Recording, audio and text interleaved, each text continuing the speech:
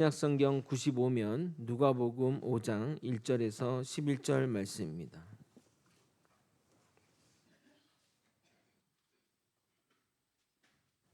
저와 번갈아 교독하시고 마지막 절은 함께 읽도록 하겠습니다. 제가 먼저 읽겠습니다.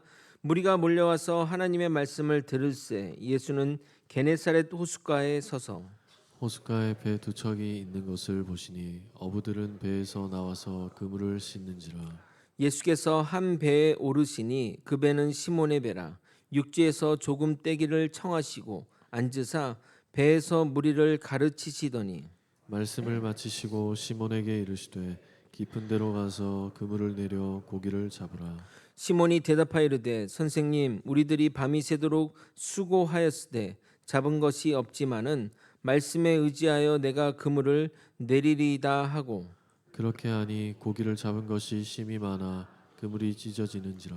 이에 다른 배에 있는 동무들에게 손짓하여 와서 도와달라 하니 그들이 와서 두 배의 채움에 잠기게 되었더라. 시몬 베드로가 이를 보고 예수의 무릎 아래에 엎드려 이르되 주여 나를 떠나소서 나는 죄인이로소이다 하니 이는 자기 및 자기와 함께 있는 모든 사람이 고기 잡힌 것으로 말미암아 놀라고 세베대의 아들로서 시몬의 동업자인 야고보와 요한도 놀랐음이라.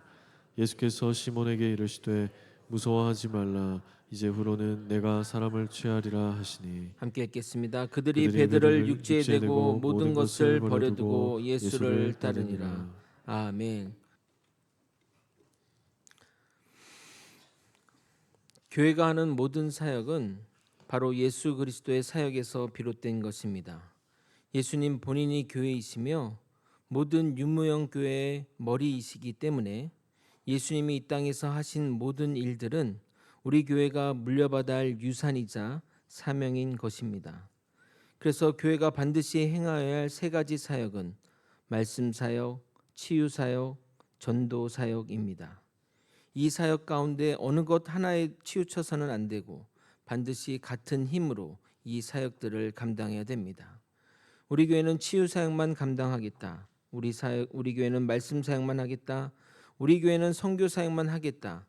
잘하는 것을 집중해야 효과를 보는 것 아니냐며 세상 기준인 선택과 집중을 이야기하는데 예수님이 어느 사역에도 치우치지 않았다는 것을 볼 때 바람직하다 할 수 없습니다.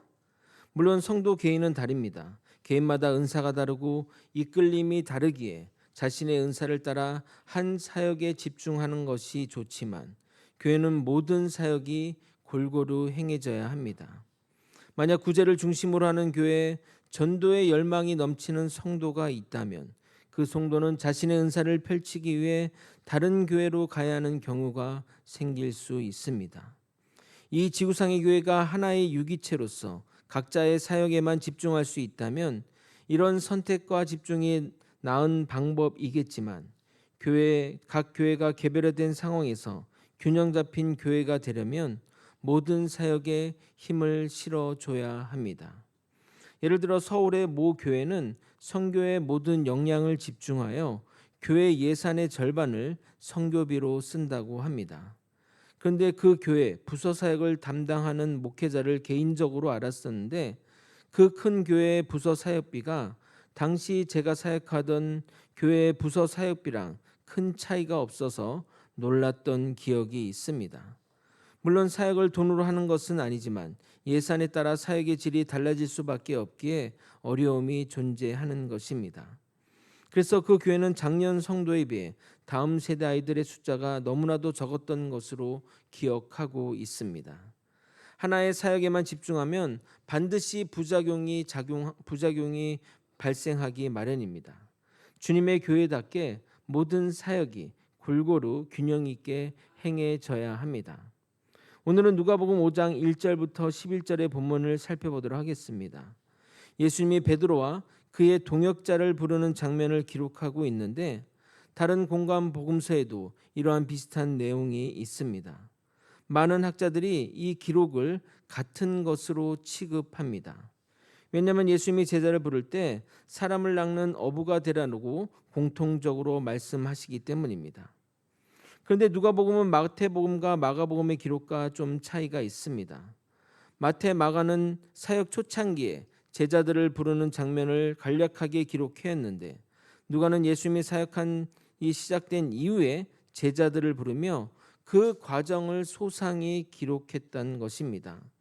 혹자는 누가가 선교 사역 가운데 여러 번 베드로를 만났고 그로부터 주님을 만난 그 상황을 들었기에 소상히 적은 것 아니냐 말하기도 하는데 다른 의견을 말하는 학자들이 있습니다.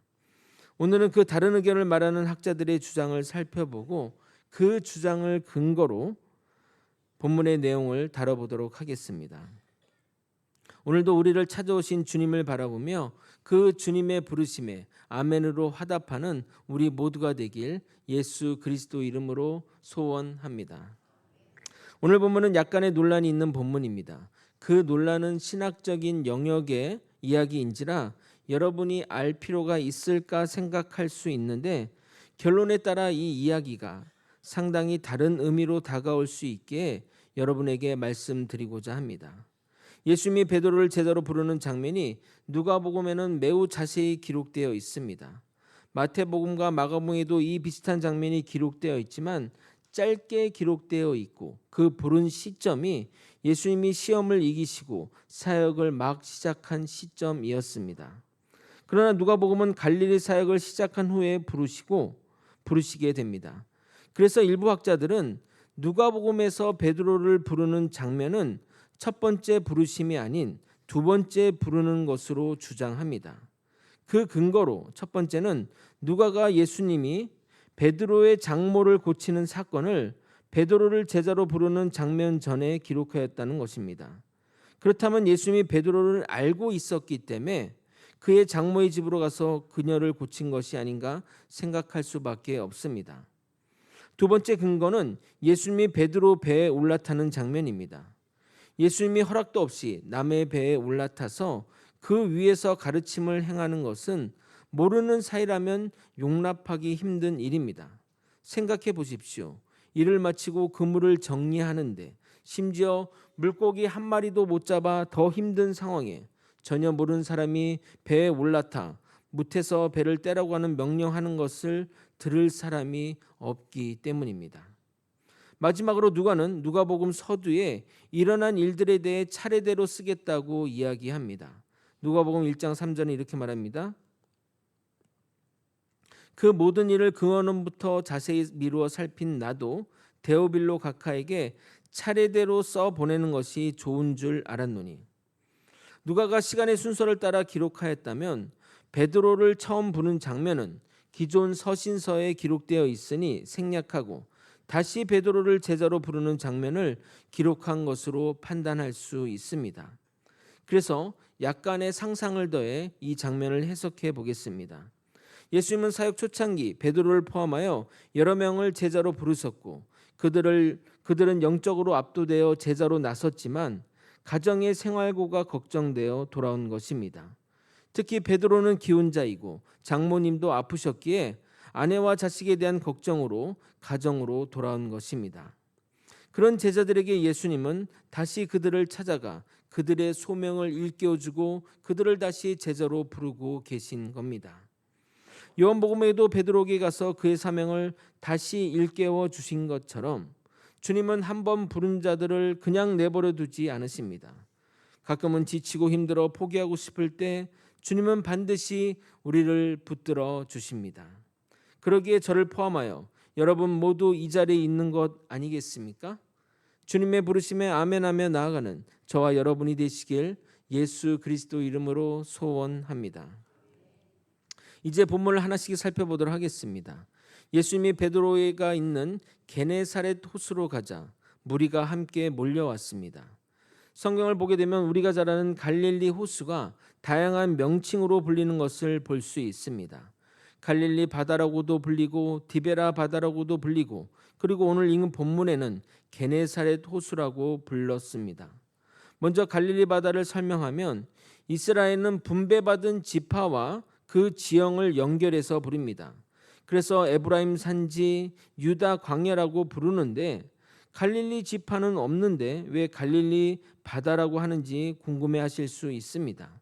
갈릴리 지역은 납달리, 스불론, 단과 같은 작은 지파들의 땅이며 신약 시대는 그 지파들이 명맥만 남았기에 그 지파를 통틀어 그냥 갈릴리라고 불렀던 것입니다. 갈릴리 뜻이 그 지파들이 사는 지역이라는 뜻으로 우리나라도 경상남도 일대를 영남지방이라 부르는 것처럼 그냥 그런 의미로 이해하면 됩니다. 디베라 바다의 디베라는 갈릴리 지역 수도의 지명입니다. 헤롯 안디바가 갈릴리 지역을 개발하고 당시 로마 황제 티베루스에게 헌정해서 왕의 이름을 따서 수도의 이름이 디베라가 된 겁니다. 마지막으로 게네사렛은 구약시대 이 호수를 긴네렛이라고 부른 것에서 비롯되었는데 이 긴네라는 뜻이 그 갈릴리 호수의 모양이 그 수금과 비파 모양과 비슷하다 해서 그런 내용을 따라 이름을 지은 것입니다. 그런데 왜 사람들은 갈릴리 호수가 아닌 갈릴리 바다라고 했을까요? 많은 분들이 갈릴리 호수가 컸기 때문에 바다라 부른다고 알고 있는데 그렇지 않습니다. 히브리인들에 대한 물의 개념은 우리가 생각하는 것과 차이가 있습니다. 히브리인들은 틈에서 나오는 물은 다 샘이라고 하여 아인이라고 불렀고 비가 오면 범람하여 강이 되었다가 마르면 사라지는 강을 와디라고 불렀으며 계속해서 360을 흐르는 강은 폭과 상관없이 나할이라고 불렀습니다. 그런데 히브리인들은 고여있는 물은 크기와 상관없이 바다라고 불렀던 것입니다. 그래서 성전에서 제사를 지낼 때 그 물두멍을 놋바다라고 말하는 겁니다. 히브리인들에게는 호수라는 개념 자체가 없었습니다. 그런데 이 복음서를 쓴 누가는 헬라인이기 때문에 자신이 알고 있는 그 호수를 따라 갈릴리 호수라고 부르는 겁니다. 이 갈릴리 호수는 고기 잡기에 아주 좋은 지형적 특성을 가지고 있습니다.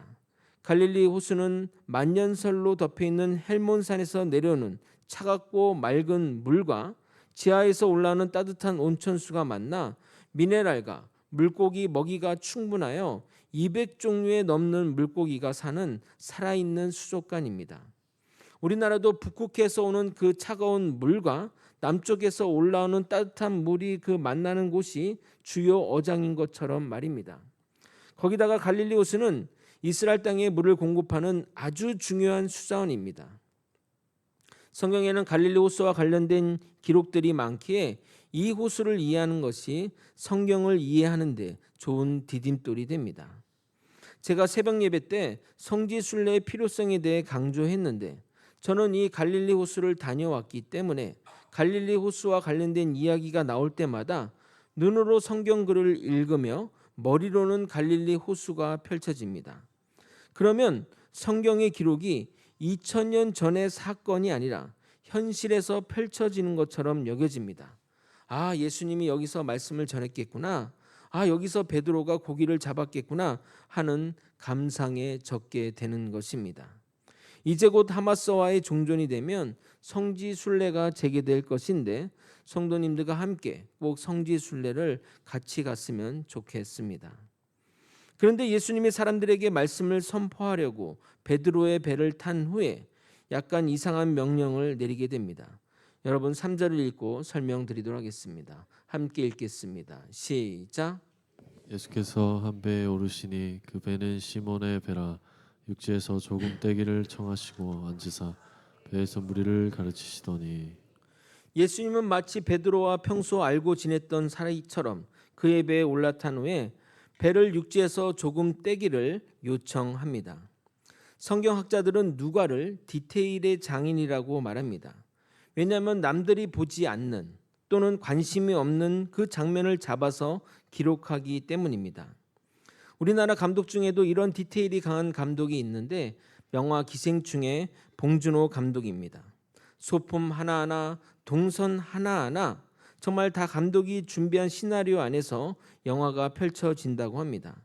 그래서 그의 이름을 따서 봉테일이라는 별명을 가지고 있는데 누가가 바로 이 디테일의 원조라 하겠습니다. 누가가 기록하는 이 디테일이 성경 사건 가운데 큰 의미가 없을 수 있으나 저에게는 성경 사건을 새롭게 보는 시야를 제공해 줍니다. 그럼 한번 여러분에게 질문을 드려보도록 하겠습니다. 왜 예수님은 배를 육지에서 조금 떼라고 말씀하셨을까요? 혹시나 성경 말씀, 예수님의 말씀을 듣고 흥분하여 배에 올라타려는 자들을 예방하고자 그렇게 하신 것일까요? 배를 육지에서 띄우면 배가 흔들려 가르치기 힘든데 왜 떼라고 하신 것일까요? 이렇게 하시는 이유는 갈릴리 호수의 지형적 특성 때문입니다. 갈릴리 호수는 호수임에도 바다처럼 파도가 칩니다. 파도가 치는 이유는 급격한 기온차 때문입니다. 갈릴리 호수 오른쪽 위편으로는 급격하게 고도가 올라가는 산지 지형이라 정상에는 영하에 가까운 온도를 나타내는 만년설이 덮여 있는 곳입니다. 반대로 호수는 항상 영상의 온도를 나타냅니다. 그런데 낮에는 햇빛을 받아 육지가 따뜻하지만 밤에는 반대로 호수가 따뜻해서 대류 현상이 발생하게 됩니다. 그래서 밤에는 육지에서 호수로 바람이 불고 낮에는 호수에서 육지로 바람이 불게 됩니다. 그리고 급격한 기온차로 인해 이런 바람의 위치가 바뀌는 그 시점에는 호수임에도 불구하고 바다와 같은 폭풍과 풍랑이 일어나는 것입니다. 성경에도 그런 장면들이 있죠. 왜 호수인데 왜 풍랑이 일어날까? 말도 안 된다 생각하지만 실제 그런 현상이 거기에서 일어납니다. 그런데 지금 예수님 말씀을 선포하는 시기는 아침이기 때문에 호수에서 육지로 바람이 불게 됩니다. 그럼 한번 생각해 보십시오. 예수님의 말씀을 들으려고 많은 무리들이 육지에 모여 있습니다. 배가 멀어지는 것은 물리적으로 예수님의 말씀이 멀게 들린 것 아니냐 생각할 수 있는데 오히려 조금 떼어 말씀을 선포하면 지상의 무리들에게 더 크게 들리게 되는 겁니다. 이렇게 얘기한 것보다 이렇게 얘기하면 더 많은 사람을 포용할 수 있는 것입니다. 바람이 실린 예수님의 말씀은 더 넓게 마치 확성기로 말씀하는 것처럼 크게 잘 들릴 것입니다. 여러분이 성지순례를 가면 이것을 직접 확인할 수 있습니다. 일부러 배에 가이드가 타서 말하는데 작게 말해도 옆에서 말하는 것처럼 잘 들리는 것을 확인할 수 있습니다. 굳이 이런 지형적 특성을 모른다고 해서 문제될 것은 전혀 없지만 이런 이야기를 듣고 성경을 보게 되면 성경 말씀 하나하나가 살아 움직이는 듯한 느낌을 받게 됩니다. 그냥 아무 생각 없이 스쳐 지나간 말들이 다 의미가 있음을 깨달으면서 조금의 상상력을 더하면 2000년에 예수님이 계신 곳으로 우리도 나아가게 됩니다. 하나만 더 하자면 본문에 예수님이 배에서 앉았다고 기록하고 있습니다. 왜 앉으셨을까요? 서서 말하는 것이 더 멀리 들리는 것 아니겠습니까? 이유는 배를 띄우면 배가 흔들릴 것을 예상하고 앉으신 겁니다. 누가는 이것도 놓치지 않고 기록하고 있습니다. 그래서 디테일의 장인이라고 말하는 겁니다. 말씀을 마치신 예수님은 베드로에게 고개를 돌려 깊은 곳으로 나아가 그물을 내리라고 명령합니다. 4절입니다. 말씀을 마치시고 시몬에게 이르시되 깊은 데로 가서 그물을 내려 고기를 잡으라. 물고기 전문가이자 직업이 어부인 베드로의 입장에서 이 예수님의 명령이 어떻게 들렸을 것 같습니까? 아마도 황당하고 답답하게 들렸을 것입니다. 밤에는 물고기들이 따뜻한 곳으로 나아가기에 강 중심의 깊은 곳으로 나아가야 고기가 잘 잡힙니다. 그러므로 밤에는 고기들이 모여있는 깊은 곳에 가서 그물을 내리는 것이 효과적입니다. 반대로 낮에는 주로 물가로 고기들이 흩어지기에 낚시는 어울리지만 그물은 어울리지 않습니다. 그런데 낮에 오히려 깊은 곳으로 나아가 그물을 내리라고 하니 얼마나 답답한 상황입니까? 밤새 고기를 잡으려고 했지만 아무 소득이 없었고 이제 그물을 정리하고 집에 가서 쉬고 싶은 상황에 그물을 내리라고 하니 정말 베드로의 입장에서는 짜증이 날 만한 상황입니다. 만약 잡지 못하면 피곤한 몸을 이끌고 다시 그물을 정리해야 되는 수고를 해야 하기 때문입니다. 여러 가지로 말도 안 되는 예수님의 명령이지만 베드로는 순종하게 됩니다.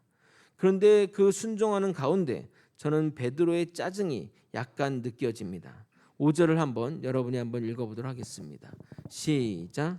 시몬이 대답하여 이르되 선생님 우리들이 밤이 새도록 수고하였으되 잡은 것이 없지만은 말씀에 의지하여 내가 그물을 내리리이다 하고. 예, 알겠습니다 라고 하면 될 것을 베드로는 사족을 붙여 대꾸를 한 겁니다. 좀 풀어서 이 문장을 다시 쓰면 안 잡힐 것 뻔히 알지만 예수님이 말씀하시니 어디 한번 그물을 내려보겠습니다 라는 의미인 것입니다. 예수님 말씀에 무슨 사족이냐 하겠지만 중요한 것은 말씀에 의지하여 순종하였다는 것입니다. 순종하려는 마음도 중요하지만 순종하는 행동이 더 중요합니다. 불만은 있지만 순종을 했기에 하나님의 놀라운 이적을 경험하게 된 것입니다. 예수님은 순종에 대해 이런 예화를 들어주셨습니다. 아버지가 아들에게 포도원 가서 일하라고 했는데 첫째 아들은 간다고 했다가 안 가고 둘째 아들은 안 간다고 했다가 뉘우쳐 갔습니다. 마태복음 21장 28절부터 31절 상반절을 읽어드리도록 하겠습니다. 너희 생각에는 어떠하냐? 어떤 사람에게 두 아들이 있는데 맏아들에게 가서 이르되 예 오늘 포도원에 가서 일하라 하니 대답하여 이르되 아버지 가겠나이다 하더니 가지 아니하고 둘째 아들에게 가서 또 그와 같이 말하니 대답하여 이르되 실소이다 하였다고 그 후에 뉘우치고 갔으니 그 둘 중에 누가 아버지의 뜻대로 하였느냐 이르되 둘째 아들이니이다. 예수님은 하나님의 뜻대로 행한 자는 행동하는 자라고 말씀하고 계십니다. 이처럼 순종은 반드시 행동을 수반해야 됩니다. 아마도 어부이며 전문가인 베드로의 판단이 맞는 판단일 것입니다. 그 시간에 깊은 곳에 그물을 내리는 것은 정말 말도 안 되는 행동이기 때문입니다. 그럼에도 불구하고 자신이 보았던 예수님을 믿고 그의 말에 순종하였더니 이러한 결과가 돌아오게 된 것입니다. 6절과 7절을 읽어드리도록 하겠습니다. 그렇게 하니 고기를 잡은 것이 심히 많아 그물이 찢어지는지라. 이에 다른 배에 있는 동무들에게 손짓하여 와서 도와달라 하니 그들이 와서 두 배의 채움에 잠기게 되었더라. 이와 같이 복의 통로로 쓰임받은 자는 본인뿐만 아니라 다른 이들까지 복되게 하는 자들입니다. 그로 인해 본인뿐만 아니라 다른 이들까지 만선의 기쁨을 경험하게 된 것입니다. 그런데 베드로는 이 기적 같은 일을 경험하자 갑자기 주님께 엎드려 이렇게 고백하게 됩니다. 8절을 여러분이 한번 읽어보도록 하겠습니다. 시작. 시몬 베드로가 이를 보고 예수의 무릎 아래에 엎드려 이르되 주여 나를 떠나소서 나는 죄인이로소이다 하니. 베드로가 정말 죄인이라서 이렇게 고백하는 것일까요? 아닙니다. 하나님의 거룩한 임재의 능력을 경험하면 대부분의 사람들이 보이는 반응이 이런 모습입니다. 주님의 거룩함에 비쳐 자신은 너무나 보잘것없고 부끄러운 죄인이기 때문입니다. 이것은 주님을 만난 자의 공통의 반응입니다. 이사야 선지자도 하나님의 임재를 경험하고 이렇게 고백합니다. 이사야 6장 5절입니다. 그때 내가 말하되 화로다 나여 망하게 되었도다. 나는 입술이 부정한 사람이요 나는 입술이 부정한 백성 중에 거주하면서 만군의 여호와이신 왕을 베었음이로다 하였더라. 이사야 선지자뿐만 아니라 에레미야 선지자도 선지자로 부르시는 주님 앞에 이렇게 고백합니다.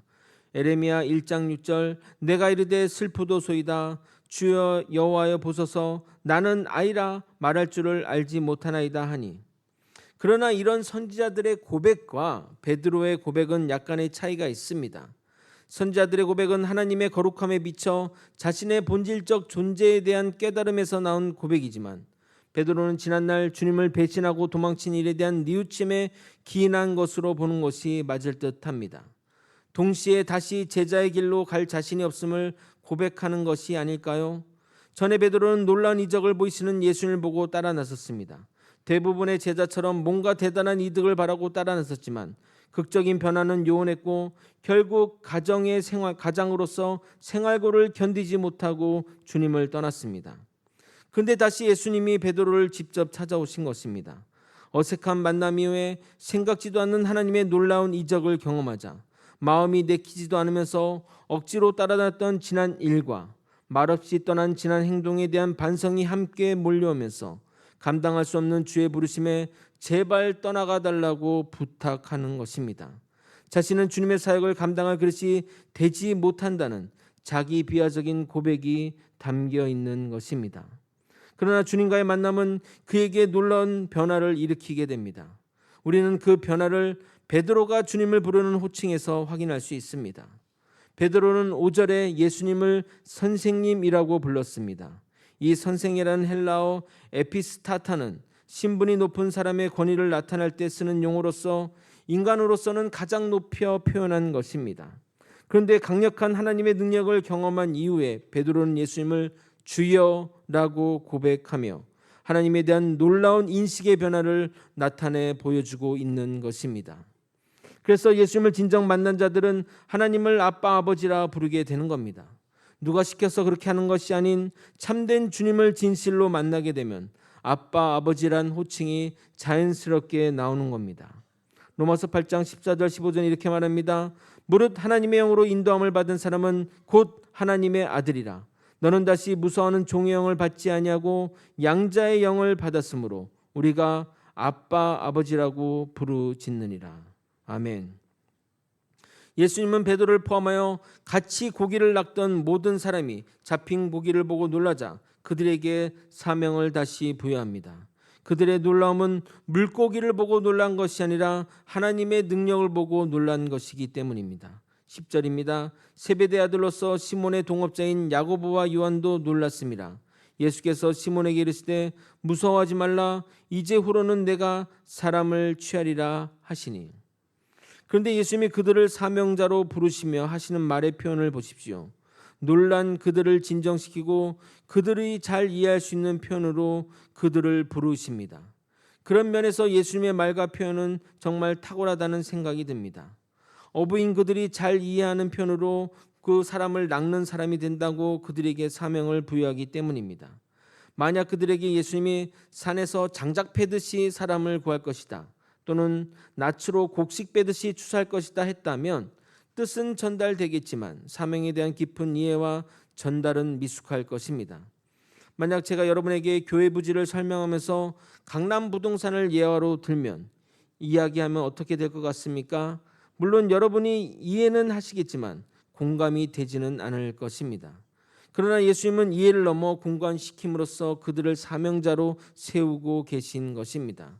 그래서 결국 그들은 자신의 모든 것을 버려두고 예수님을 따르게 되었습니다. 11절을 여러분이 한번 읽어보도록 하겠습니다. 시작.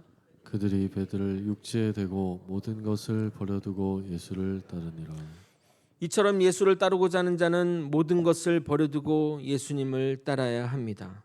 물론 이것은 인간의 의지로 되는 것이 아니라 주님께 붙들린 자만이 가능한 일입니다.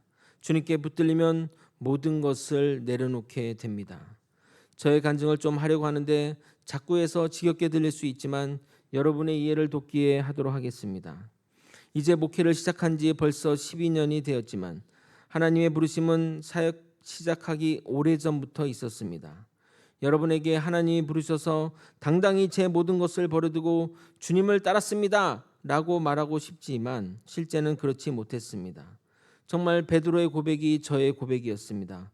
주여 나를 떠나소서, 나는 아직 준비가 안 되었습니다 라고 말입니다.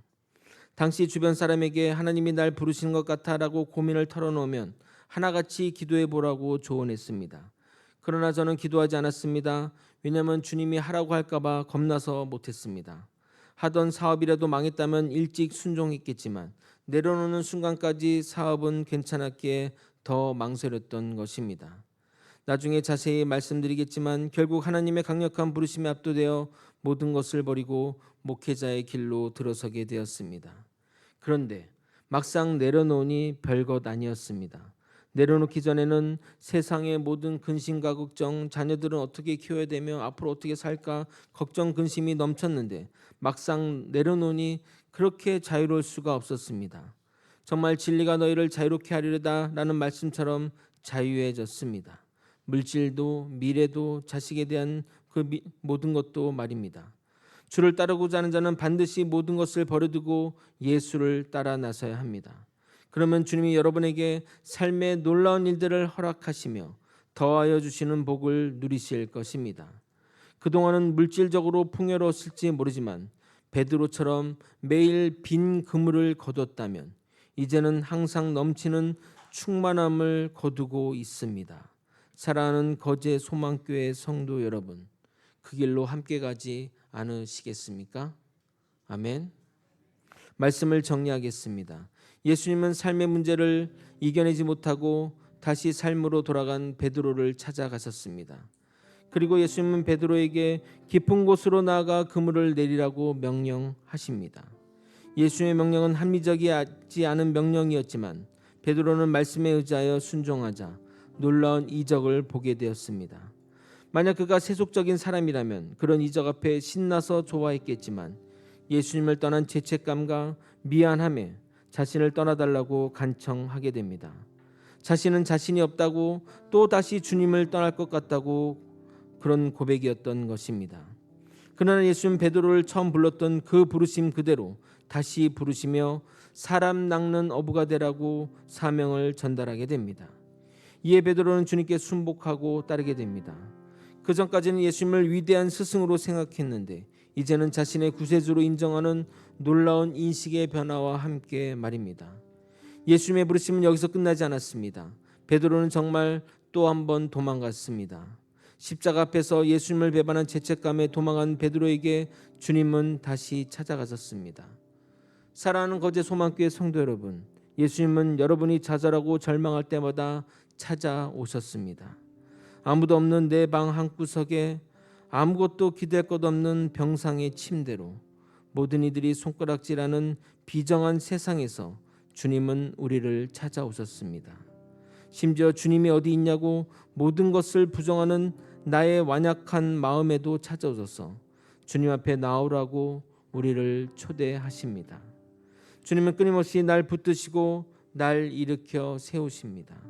이 주님의 은혜로운 부르심에 아멘하며 나서는 저와 여러분이 되시길 예수 그리스도 이름으로 축원드립니다. 함께 찬양하고 기도의 자리로 나가도록 하겠습니다.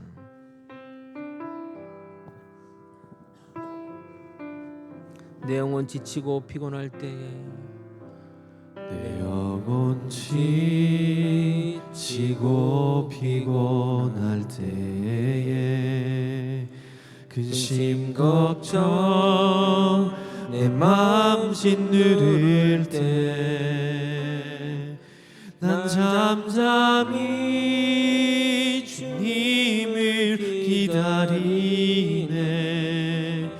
주님 내 곁에 오실 때까지 주 날 일으켜 산 위에 세우네. 거친 바다 위 걷게 하시네. 주만 의지할 때 강함 주네. 그 신능력 내게 부어주네. 주 날 일으켜 산 위에 세우시네. 주 날 일으켜 산 위에 세우네. 거친 바다 위 걷게 하시네. 주만 의지할 때 강함 주네. 그 신능력 내게 부어주시네. 거친 파도 날 향해 와도 거친 파도 날 향해 와도 주와 함께 날아오리니. 폭풍 가운데 나의 영혼 잠잠하게 주를 보라. 거친 파도 날 향해 와도 거친 파도 날 향해 와도 주와 함께 날아오리니. 폭풍 가운데 나의 영혼 잠잠하게 주를 보리라. 우리는 계속해서 주님을 배반하고 주님을 모른 채하며 주님께 벗어나 주님과 상관없는 인생을 살려고 합니다.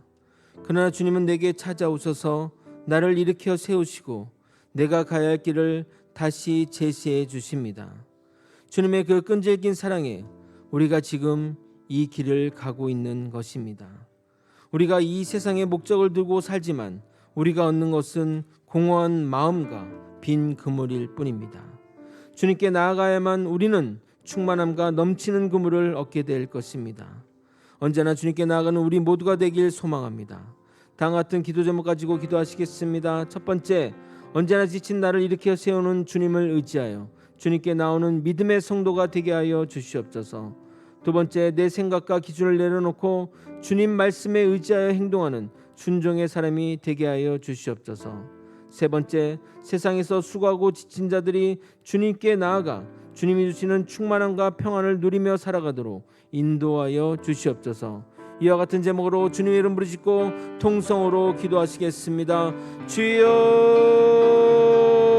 하나님 아버지, 언제나 지친 나를 일으켜 세우시는 주님을 의지하기 원합니다. 주님께 나오는 믿음의 성도가 되게 도와주옵소서. 아버지여, 세상에서 끊임없이 그물을 내렸지만 건져내는 것은 공허한 마음과 빈 그물이었습니다. 아버지, 그러나 이제는 주님께 나아가 주님이 주시는 그 충만함과 아버지 내 마음을 가득 채우는 그 평안 가운데 살아가는 아버지 우리 믿음의 사람이 되게 도와주시옵소서. 아버지, 세상 기준으로 판단하고 결정하지 않게 도와주시고 온전히 하나님 말씀에 의지하여 순종하는 믿음의 사람이 되게 도와주시옵소서. 깊은 곳으로 인도하시는 주님과 함께 나아가 그 깊은 곳에 그물을 내려 하나님이 주시는 세상과는 얻을 수 없는, 세상에서는 결코 얻을 수 없는 그 충만한 막을 누리며 살아가게 도와주옵소서. 아버지여, 나는 주님 따르기 원합니다. 세상의 모든 것들은 내려놓고 온전히 주님에 따르는 믿음의 사람이 되게 도와주옵소서. 아버지, 지치고 피곤하고 힘든 자들에게 주님이 다시 찾아서 주님을 부르셨던 것처럼 주님의 부르심에 화답하며 나아가는 아버지 우리가 되게 도와주시옵소서. 아버지여, 우리의 지친 마음을 붙들어 주시고 우리의 아버지 상심된 마음을 붙들어 주시고 우리의 아버지 아픈 마음을 보듬어내셔서 하나님으로부터 주시는 그 평안과 기쁨을 누리며 삶을 살아가는 아버지 우리가 되게 도와주시옵소서. 아버지여, 내 생각과 내 모든 것 내려놓고 주님 따르기 원합니다. 주님 붙들어 주시고 인도하여 주옵소서. 온전히 주님 따르기 원합니다. 주님 붙들어 주시고 인도하여 주옵소서. 나는 세상에서 매일 그물을 내리며 무엇인가를 얻으려고 하지만 올라오는 것은 공허함과 빈 그물이었습니다. 그러나 주님을 만나고 주님께 나아가 주님이 주시는 세상이 줄 수 없는 평안과 세상에서는 결코 얻을 수 없는 충만함으로 주님께 이 기쁨을 드리고자 합니다. 아버지여, 우리를 붙들어 주시고 우리에게 언제나 찾아오셔서 주님의 그 크신 품 안에 우리를 안아 주시옵소서. 주님, 우리는 세상의 헛된 것을 바라며 살았습니다. 이제는 주님이 주시는 것으로 살아가는 믿음의 사람이 되게 도와주시옵소서. 내가 가지고 있는 기준, 내가 가지고 있는 헛된 생각을 내려놓고 주님을 의지하며 살아가는 우리 모두가 되게 하여 주시옵소서. 주님을 의지할 때 주님이 함께 하십니다. 우리 모두 주님에 나아가 그 주님이 주시는 충만함과 세상에 주시는 평안에 누리는 믿음의 사람이 될 수 있도록 이끌어 주시옵소서. 이 모든 것 우리 주 되신 예수 그리스도 이름으로 기도드리옵나이다. 아멘. 지금은 우리 구주 예수 그리스도의 은혜와 우리 하나님 아버지의 크신 사랑과 성령 하나님의 감동감화 교통 역사하시는 귀한 은총이 지쳐 쓰러진 나를 일으켜 세우시는 주님의 사랑을 의지하며 살아가는 믿음의 성도님 머리 위에, 그리고 그 가정 위에, 그리고 거제 소망교회 위에 이제로부터 영원히 함께 있을지어다. 아멘.